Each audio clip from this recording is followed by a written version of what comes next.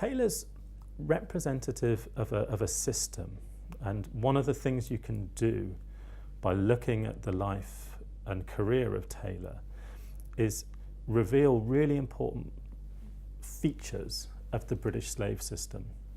So his plantations are part of a bigger Jamaican and Caribbean plantation complex, which is absolutely at the centre of the British imperial economy in the 18th century. So Taylor is part of this wider system of sugar and slavery, but there are also things about him that are distinctive. One is just the sheer size of his own personal plantation empire. So he owned over 2,000 enslaved people on his properties, and that's a huge number.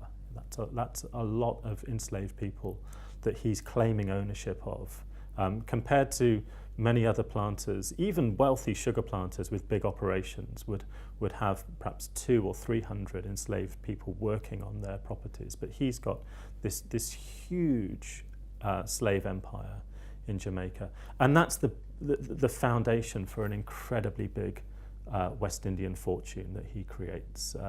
When he dies, he's easily one of the richest men in the whole of the British Empire. So the sheer size of his wealth is one of the things that makes him distinctive, that sets him apart.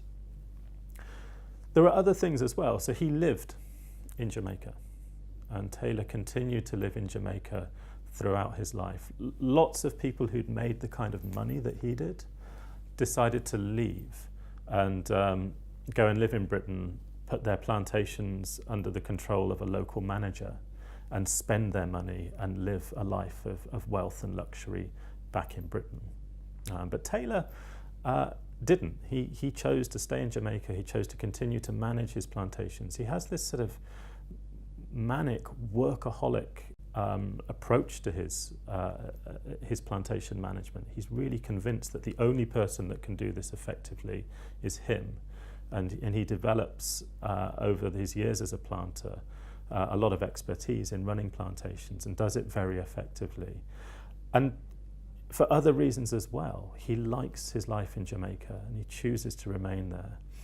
So that sets him apart from some other wealthy British planters.